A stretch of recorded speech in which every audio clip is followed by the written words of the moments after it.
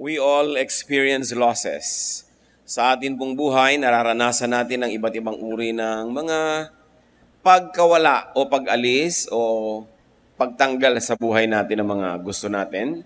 Lalong-lalo na mahirap yung experience of loss of a loved one.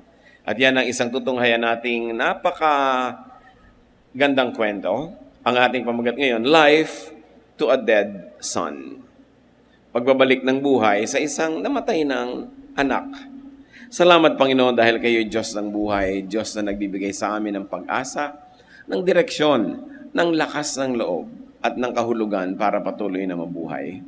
Sa pagsisikap namin Panginoon na kayo'y lalong makilala, inyo po Panginoon na pagkaloob sa amin na lalo naming matunghayan ang inyong mukha, madinig ang inyong tinig, maramdaman namin ang pintig na inyong puso. We ask you, Father, to be our speaker. Lead us unto greater knowledge of you. Lead us unto a greater understanding and interest in life. At nawa, Panginoon, lalo kaming magkaroon ng appreciation sa buhay na ipinahihiram mo sa amin. Speak in our midst, heal us, empower us. We seek you in the name of your Son, our Lord, our teacher and friend, Jesus Christ. Life to a Dead Son. Una, basahin natin sa wikang Tagalog ang ating kwento. Luke 7:11-17. Pagkatapos ito, nagpunta naman si Jesus sa isang bayang tinatawag na Nain. Sumama sa kanya ang mga alagad at ang napakaraming tao. Nang malapit na siya sa pintuan ng bayan, nasa lubong nila ang libing ng kaisa-isang anak na lalaki ng isang byuda. Napakaraming nakikipaglibing. Nahabag ang Panginoon ang kanyang makitang ina ng namatay, kaya't sinabi niya rito, huwag ka nang umiyak. Nilapitan niya at hinipo ang kinilalagyan ng bangkay at tumigil naman ang may pasan nito. Sinabi niya, binata, makinig ka sa akin. Bumangon ka. Naupo ang binata at nagsalita at siya ibinigay ni Jesus sa kanyang ina. Natakot ang lahat at sila'y nagpuri sa Diyos. Sabi nila, dumating sa kalagitnaan natin na isang dakilang propeta. Dinalaw ng Diyos ang kanyang bayan. At kumalat sa buong Judea at sa palibot na lupain ang balitang ito tungkol sa ginawa ni Jesus. At nawa muling mabuhay sa ating puso ang kahulugan ng naganap na ito. Isa-isahin nating balikan ang mga detalye and I'll be reading from the Contemporary English Version. Luke 7:11-12. Soon Jesus and his disciples were on their way to the town of Nain, and a big crowd was going along with them. As they came near the gate of the town, they saw people carrying out the dead body of a widow's only son. Many people from the town were walking along with her. A very cinematic moment. There were two distinct groups. Dalawang pangkat ng tao, magkaibang-magkaiba ang composition, magkaibang-magkaiba ang mood. One was going out to the cemetery and another was going in to the town. Nung araw po, ang mga libingan ay laging malayo sa bahayan, malayo sa gitna ng bayan. At ang mga bayan ay may mga pader at may mga tarangkahan, may mga gate, makikipot na mga pinto na maaaring isara kung ito ay nilulusob ng kaaway. Sa makipot na pintuan na ito ng bayan, nagtagpo ang dalawang grupo. One was downcast because they were going to bury a young man. One was upbeat because it was led by the Lord Jesus himself and his disciples, and many people were following them from the various villages that they had visited because the Lord was healing the sick, doing fabulous things, and so ibang-iba yung mood nung dumarating na masayang pangkat. One group had Jesus with them, the other did not. Then we notice a very, very important character in the story, a widow, now also a bereaved mother. She was sorrowful, hopeless. Ang mga babae nung unang panahon ay nakaasa lang sa lalaki sa kanilang ikakabuhay. Una sa kanilang ama, tapos sa kanilang asawa, pagkatapos sa kanilang anak na lalaki. Lalo't kung sila ay biyuda na. Itong babaeng ito ay obviously wala nang magulang, tapos wala pang asawa at biyuda na nga, at yung kaisa-isa niyang tanging anak na lalaki, na pag-asa niya sa kanyang pagtanda, gagabay sa kanya, tutulong sa kanya at magmamahal, namatay nang wala sa oras.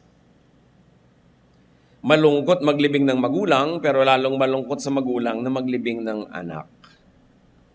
Parang unfair na ang magulang naglilibing ng anak.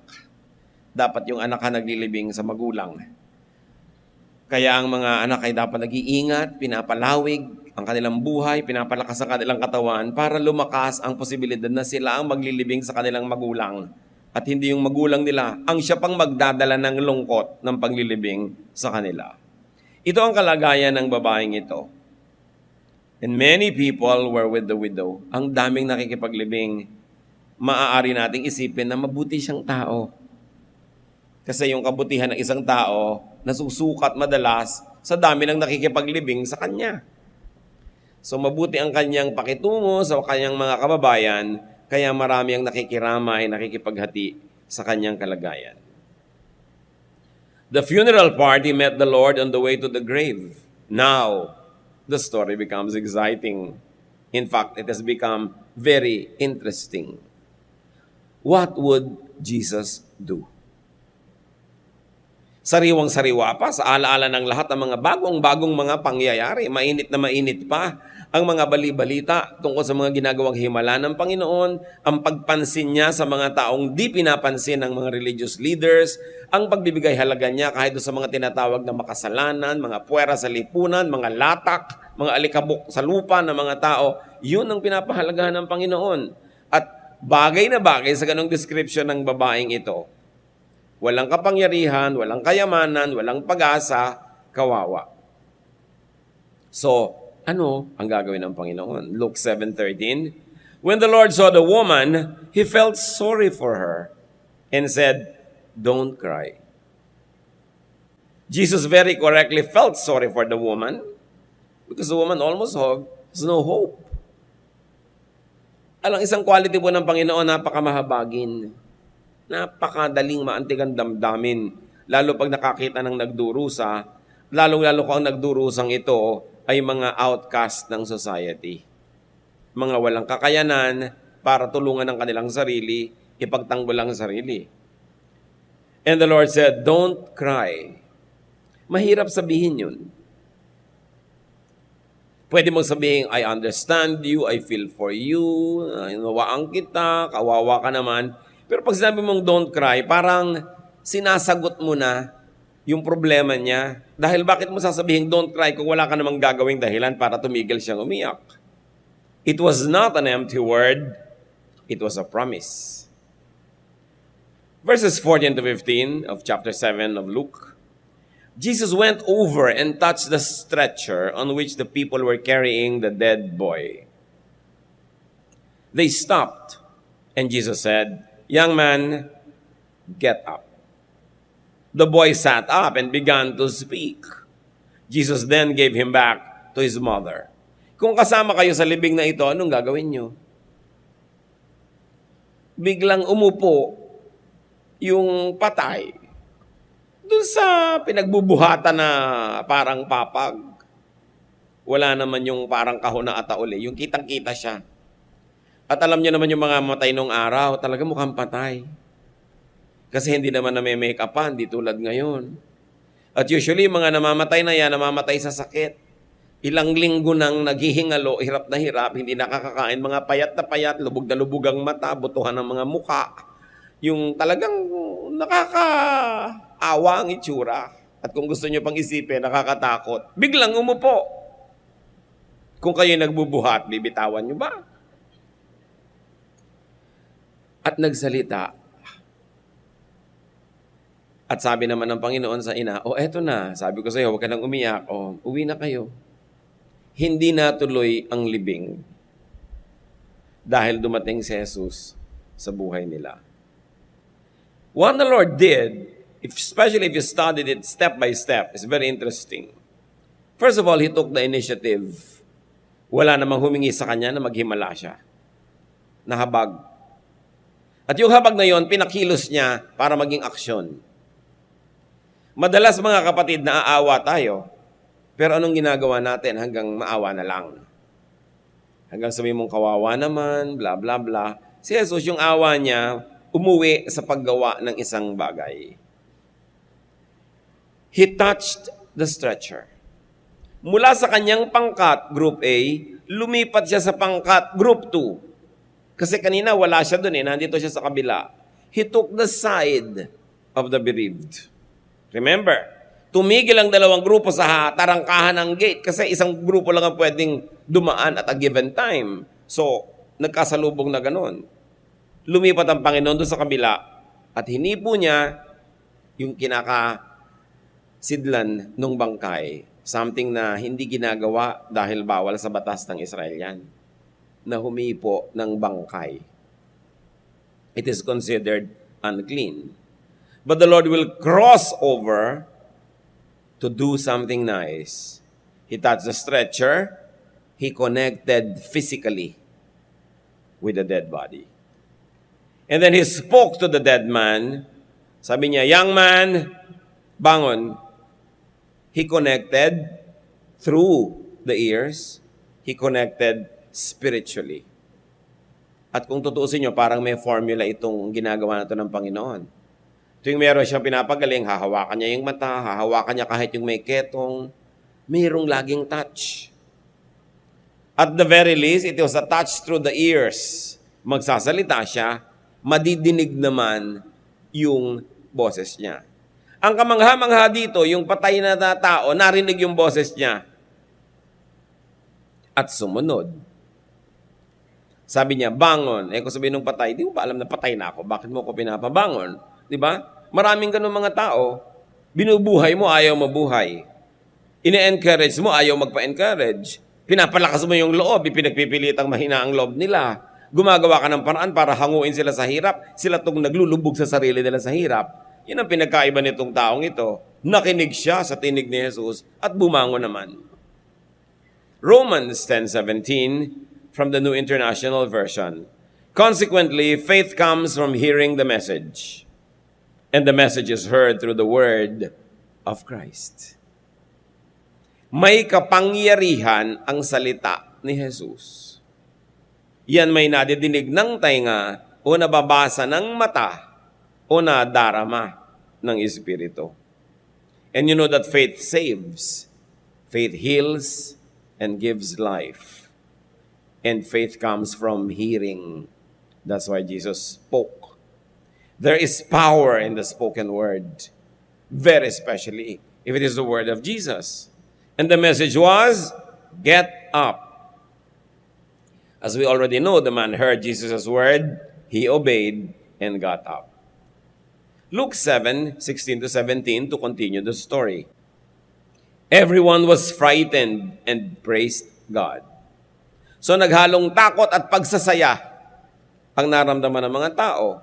Natakot sila dahil hindi sila naman sanay na may patay na bumabangon at hindi naman nila maiwasang purihin ng Diyos dahil talaga namang napakalaking bagay, lalong-lalo doon sa ina na mapahaba muna ang buhay ng kanyang anak.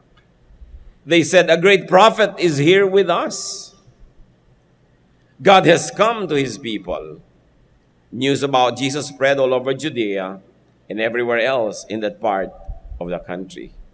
So the crowd got scared at first, then ended up praising God, declaring their faith in Jesus, recognizing God's visitation, and then spread the news about Jesus.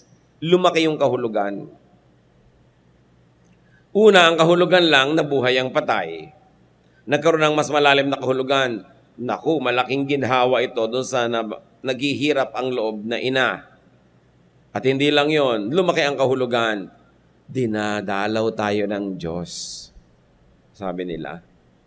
At ang kasangkapan ng pagdalaw ng Diyos Ama sa langit, itong si Jesus, na siyang naging kinatawan at katawan ng Espiritu ng Diyos para makisalamuha sa mga tao, para makiisa sa kanilang mga pighati, dalamhati, at para tulungan sila sa kanilang mga suliranin.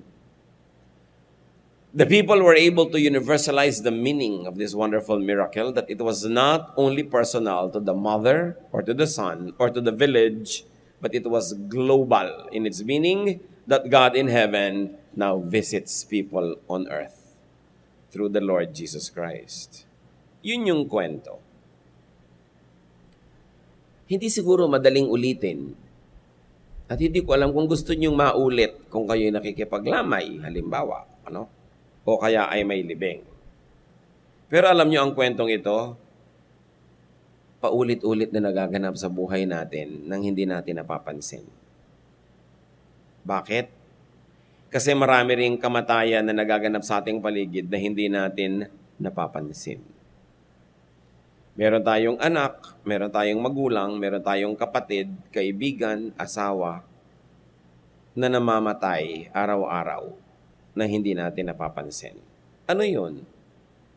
Loved ones could die many ways.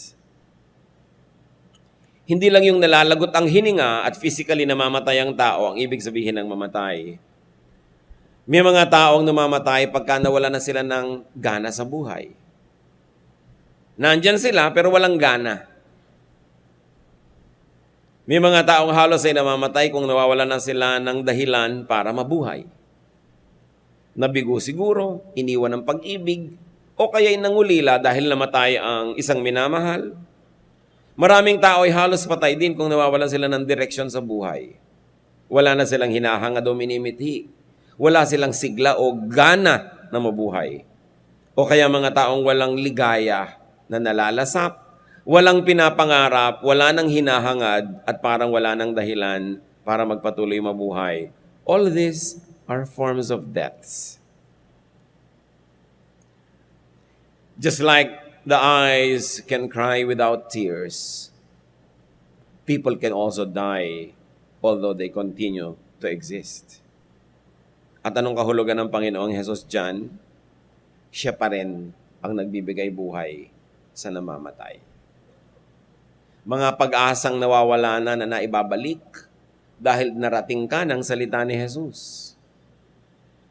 Mga kahulugan ng buhay na nawala na sana pero ngayon nagkaroon ng bagong misyon sa buhay dahil narating ng mga turo ni Jesus at hindi lang naman nakinig, sumunod pa tulad nung lalaki na ikinukwento natin. Tulad nung ina sa kwento, marami tayong mga lungkot. We could be like that woman. Maaaring kayo'y magulang, lungkot na lungkot kayo sa nangyayari sa inyong anak, walang direksyon sa buhay, itinatapon yung buhay para na rin siyang patay. Tulad din kayo ng ina na nagluluksa. Maaaring dinaramdam nyo ang nagaganap sa ilang taong mahal nyo na parang tinatapon ng sarili, wala nang pagpapahalaga sa buhay, o kaya sobrang laging lasing, wala sa sarili, sobrang laging bangag dahil sa drugs, hibang na hibang sa pag-ibig, itinapon na ang lahat ng mahalaga para lang habulin ng isang romansa. Maraming nagaganap niyan sa buhay natin. People die 1,000 deaths. And we mourn with them and we mourn for them. At itong anak na ito, mga kapatid, na namamatay, hindi lang yan ibang tao na mahal natin sa buhay. Pwede rin tayo yon. May namamatay sa atin pag pinapayagan natin yan. Minsan namamatay ang ating paniniwala sa anumang bagay kung lalo tayo maraming beses nang nabigo. Minsan namamatay ang ating pag-asa na makakaahon pa tayo sa buhay dahil ilang beses na tayong nalugi. Minsan namamatay ang pananalig mo sa iyong kapwa dahil maraming beses ka nang nadala. Namamatay na ang iyong puso sa pag-ibig dahil maraming beses ka nang nasaktan. Maraming beses din tayo namamatay. Hindi na physical death ngayon ang pinag-uusapan, kundi yung mas pang-araw-araw na kahulugan nito na ang tao ay pwedeng mamatay. At ang sagot sa kamatayan na yon, iisa pa rin ang Panginoon, ang Diyos. Ang pagdalaw ng Diyos sa buhay ng tao. That we could have direction and purpose again. That we can have happiness and we can dream again when the words of God operate in our lives. Pwede tayong mabuhay na muli. Sino sa mga mahal nyo sa buhay ang mayroong ganitong uri ng kamatayan na halos araw-araw dinaramdam nyong sinasamahan siyang maglibing ng kanyang sarili? Pag sinisira niya ang kanyang sarili, tumatalikod siya sa kanyang mga pananagutan, pagka lumulubog siya sa buhay, para siyang inililibing. At napakahirap sa isang nagmamahal na ikaw ay kasamang naglilibing at pinapanood mong unti-unting natatabunan ng lupa ang mahal mo sa buhay in a very meaningful way.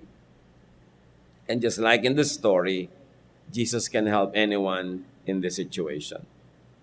Jesus' visitation and words can give life back to our son. Whatever that son is. Jesus' visitation and words can give life back to ourselves, to part of our lives that had died. Kaya mahalaga na laging makasalubong si Jesus. Mahalaga na marinig ang kanyang salita. At ang totoo niyan, mula nung isinilang ang anak ng Diyos dito sa lupa, siya ang nag-initiate na lumapit sa atin. Tulad nung sa kwento, ang Panginoong Hesus ang nag-initiate na lumapit doon sa kanilalagyan ng patay. Nung ang anak ng Diyos ay isinilang bilang tao na kasama ng mga tao, lumapit na siya. At hindi na yun nabawi pa sapagkat iniwan naman niya ang kanyang espiritu sa atin. Iniwan niya ang kanyang church, iniwan niya ang mga believers na tinitirhan ng kanyang espiritu para lagi at lalo siyang makalapit sa maraming tao. Kayo ay Kristiyano, sino man ang lapitan ninyo, pwede niyong katawanin si Kristo at dalhin ang kanyang salita. Dalhin ang kanyang pag-asa. Dalhin ang kanyang habag, pag-ibig, pagtulong. At sino man ang dapuan natin na ganon, at tayo'y nagpagamit at dinaluyan tayo ng katuruan, pagmamahal ni Jesus, yung taong dinadalaw natin, bagamat ililibing na bumabangon. At yan ang napakagandang misyon ng mga Kristiyano. Una-unahin mo sa iyong sa iyong sarili. Kung merong mga dead parts of you, bring them to the Lord. Surrender them to the words and teachings of Jesus and live again. And then go to your relatives, to your loved ones who are partially dead, who are dying, who are hopeless, and then bring to them the life that is Jesus. His words, His hope, His teachings, and see them come back to life. Napakahalaga ng ganitong katotohanan. John 11:25-26, the Lord says, I am the one who raises the dead to life.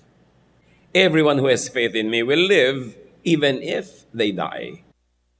And everyone who lives because of faith in me will never really die. Malalim na mga pananalita. Sabi niya, ako ang nagbibigay buhay sa patay. Kung sino man ang namatay, pero nanalig sa akin, mabubuhay na muli. At kung sino man ang nabuhay na dahil sa pananalig sa akin, hindi na yun mamamatay pa. Dalawang uri na ng kamatayan na magkahalong pinag-uusapan dito. Dalawang uri din ng buhay.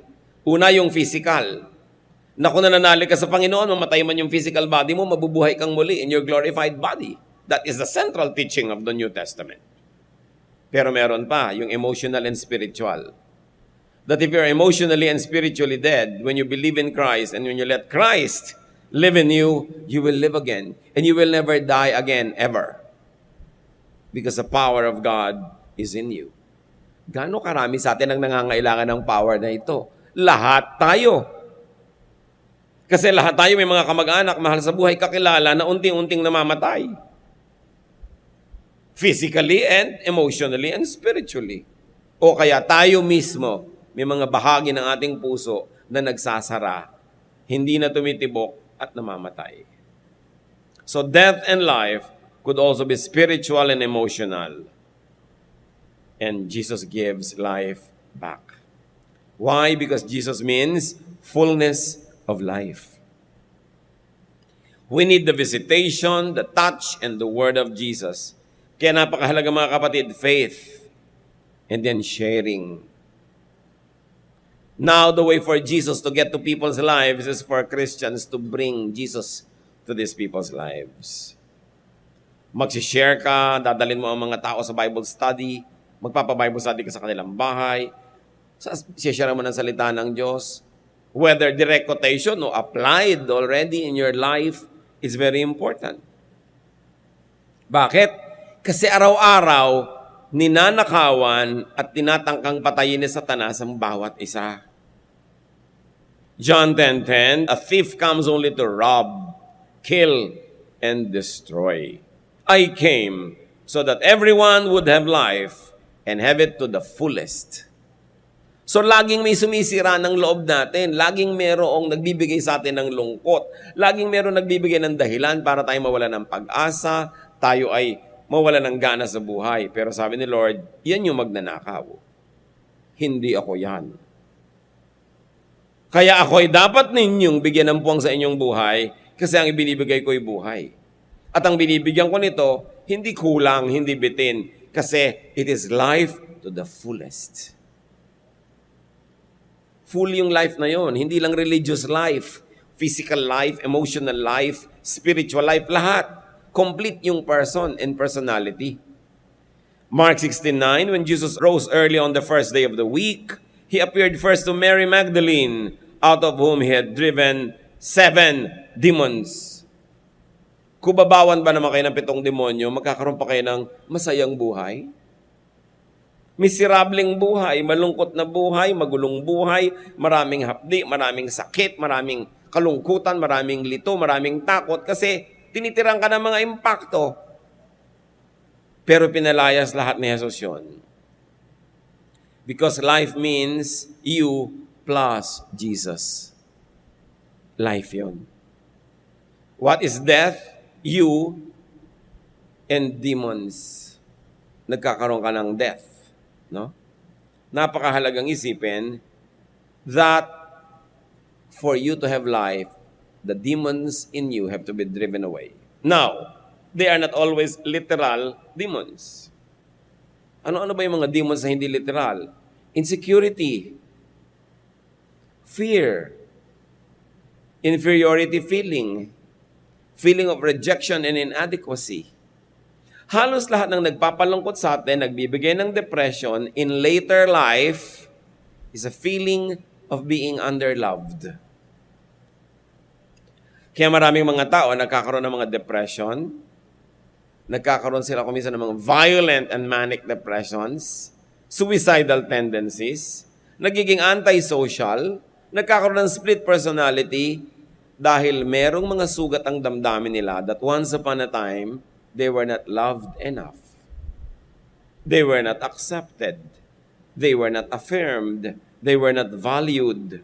Merong malaking puwang yun sa kanilang puso. At yung puwang na yun, maliban na lang na ipapuno mo kay Jesus, ay laging gustong punuin ni Satanas. Kasi merong vacuum. Tulad nung isang lalaking tinirhan ng ubod ng daming masasamang espiritu sa kanyang katawan, na siya iginagapos dahil nagiging bayolente, tumira siya sa kuweba na ang kasama niya mga bangkay, nilalaslas niya ang kanyang katawan ng mga matatalim na mga bato, at nananaghoy siya sa magdamag, pinagkakatakutan yung lugar kung saan siya naroon at wala nang may gustong dumaan doon, nagsadya doon ng Panginoong Hesus. At pinalayas niya yung mga masasamang espiritu na naglipatan naman sa mga baboy. At nung nagbalikan yung mga tao, nakita nila yung kanina ay wild na possessed person na iba na. It was a dead man in many ways. That man was dead in many ways. But Jesus visited and spoke to him, touched him with his words, and he was freed. Nakita ng mga tao, he was already back to his own mind. And he was dressed because dati siyang naked. And he was seated there, restful. Samantalang dating balisa, kailangan ikadena dahil hindi mapakali at nagiging very destructive. Mga kapatid, ilang beses nangyayari sa buhay natin ito kahit hindi tayo possessed ng maraming mga impacto. Na nananaghoy ka, kuminsan walang sound. Pero nananaghoy ka talaga. Hindi ka makatulog sa gabi. Ang haba ng gabi. Parang ang pakiramdam mo, ikaw lang ang gising sa buong planeta. Maaaring napupuno ka ng takot, nervyos, kawalan ng pag-asa, halu-halong mga kung ano-anong mga, parang mga kumakalmot sa loob ng utak mo natin na torture ka. Na sa kauna-unahan namang sikat ng araw, nawawala lahat yon. Naiiba pag nag-umaga na. Kaya siguro yan ang mga tinatawag na aswang na naglalabasan paggabi. Yung aswang can be physical aswang, I don't know kung meron nun. Pero maaari siyang isang metaphor na inaaswang ka ng iyong guni-guni. Inaaswang ka ng iyong mga ideya, ng iyong mga imagination, ng kinakatakot mo, ng hirap ng iyong loob, ng iyong mga nerbiyos, ang iyong mga selos, kung ano-ano. Hindi ka talaga makatulog. Gusto mong kumanta ng Help Me Make It Through the Night. Naranasan nyo na ba yun na parang kailangan yung maitawid sa gabing iyon dahil ang hirap na solohin yung gabi? Na-isolate kasi tayo when spirits like this affect our minds. But Jesus came to visit this man, and the man was restful. Alam nyo ba kung gaano kahalaga yung panatag na loob? Hindi nyo yun maintindihan hanggang hindi nyo naranasang maligalig. Hindi nyo maintindihan yung ang sarap ng mahimbing na tulog hanggang hindi nyo naranasan yung ang hirap matulog. Pero ang Panginoon, siya ang sagot sa lahat ng ito. Kita na natin yung kwento ng possessed man na ibabigla ang buhay niya nung dinalaw siya ng Panginoon. Napahinga siya, nagdamit siya mula sa kanyang pagkakahubad, at tumahimik ang kanyang kalooban. He lived again. He got his life back. And what were the agents of deliverance? Jesus' visitation, Jesus' word, and Jesus' compassion. Ano ang nagbibigay ng buhay sa atin na nasa Panginoon? His love, His acceptance, His attention. Si Maria Magdalena, bakit na palayas yung 7 demonyo? Pwede niyong isipin na may 7 demonyo pinalayas. Number 1, layas. Number 2, layas. Or, maraming mga nagpapahirap sa kanyang loob na symbolically pwede mong tawaging demonyo.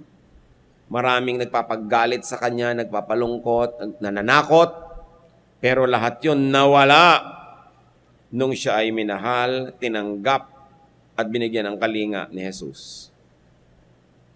What are we saying here, brothers and sisters? Kung meron kayong mga kapatid, anak, kilala, na wala halos pag-asa, sinisira ang sarili, nalulungkot, nalulumbay, naliligalig, natatakot, nagkakaroon na ng mga personality and mental problems, dala nyo ng pag-ibig, pagpansin, pag-unawa, pagtanggap, at isa-isang maglalaya sa mga impaktong gumugulo sa kanyang buhay. Because even psychiatrists and psychologists will tell you that many people have personality disorders only because they are not loved. Only because they are not given attention.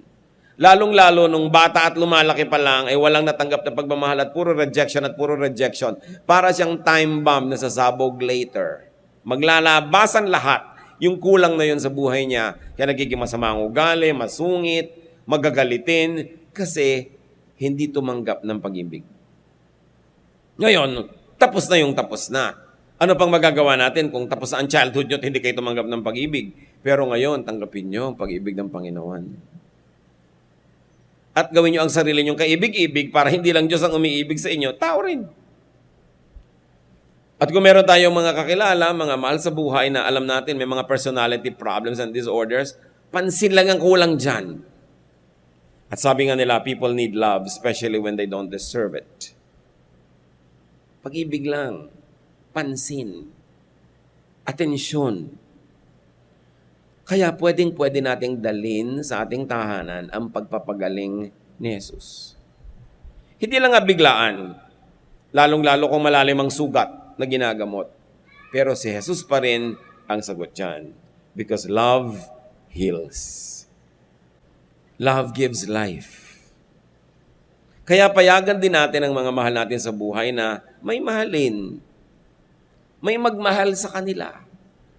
Mayroong mga magulang napakararamot. Ayaw nila na yung anak nila magkaroon ng mahal sa buhay, magkaroon ng asawa. Siguro para buong-buong atensyon maibigay sa kanila. Pag namatay na yung magulang, nag-iisa na ngayon yung anak niya, walang magmamahal sa kanya, paano na siya ngayon? Kaya mahalaga na pinapayagan natin. Pinapalaki natin ang ating mga anak, mga apo na masarap mahalin, hindi mga brats, hindi mga nakakainis. Kasi kawawa naman sila pag nakakainisan. One of the best na maipamana natin sa mga bata, yung isang ugaling masarap silang mahalin, madali silang mahalin. Kasi kahit mawala tayo sa buhay nila, hindi sila malulugi. Hindi mauubusan ng mga taong susuporta at magmamahal sa kanila dahil lovable sila. Pero pag tinuruan mo ang isang tao na maging makasarili, maging mayabang, maging mapangmata ng kapwa, tinuturuan mo siya na kamuhian ng iba at magiging kawawa siya sa kanyang buong buhay. So siguro naiisip na natin mga kapatid ngayon kung sino ang mga patay sa buhay natin. Physically alive, humihinga, pero may iba't ibang uri ng kamatayan. Alam nyo ang sagot dyan. Gagamitin kayo ng Panginoon na instrumento para puntahan siya ni Jesus. Dadalhin nyo si Jesus sa Kanya. Magdadala kayo ng mga taong magdadala rin kay Jesus sa Kanya. Dadalhin nyo siya sa Panginoon at magkakaroon siya ng buhay. Lalong-lalo yung mga bahagi ng buhay natin mismo na nangangailangan kay Jesus. But remember, Jesus had already done His part. He has crossed over from heaven to earth. Nandito na siya sa ating piling at nagsasalita siya patuloy. Ang dapat nating gawin, pakinggan at sundin.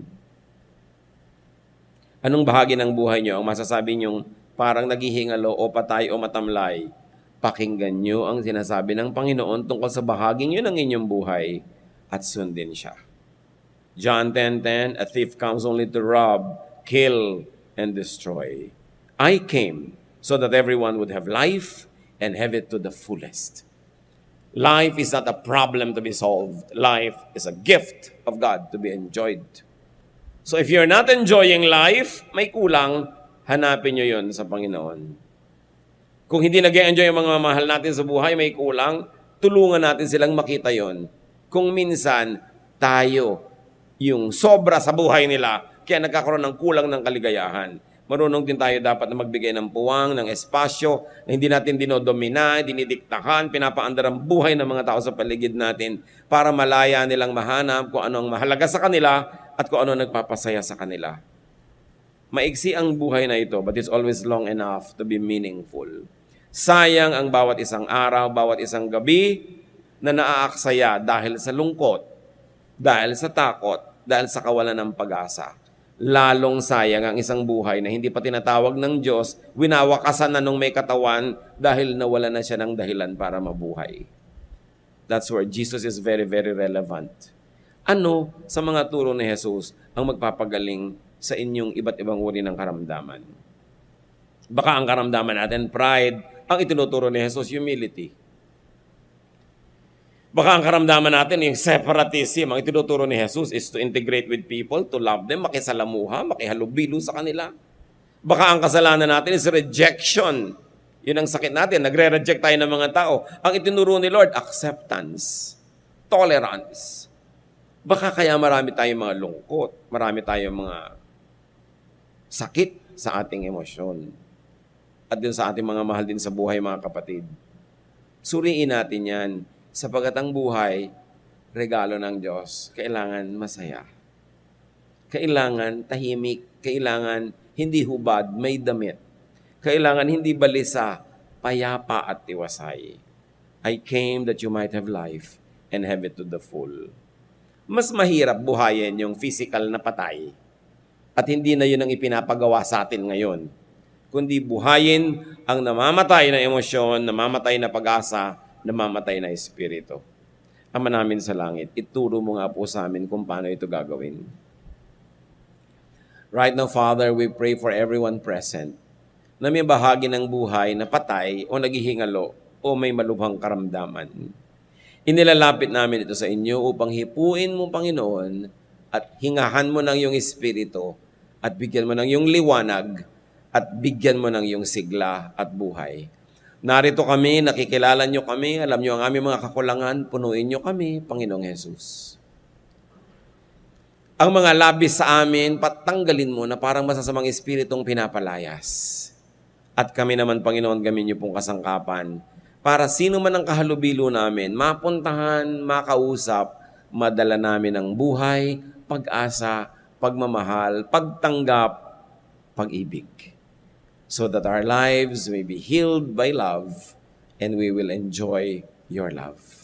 Magbulay-bulay tayo mga kapatid kung ano ang personal na kahulugan ng mensaheng ito sa atin at kung ano ang mga direct at mga tahasang hakbang na dapat natin gawin para bumalik ang buhay sa ating sarili at sa mga mahal natin sa buhay. Lalo sa mga pamilya at tahanan na talagang halos ay mamatay ang mga miyembro dahil sa kawalan ng pag-asa o pag-ibig. O Lord, in silence, speak to us, add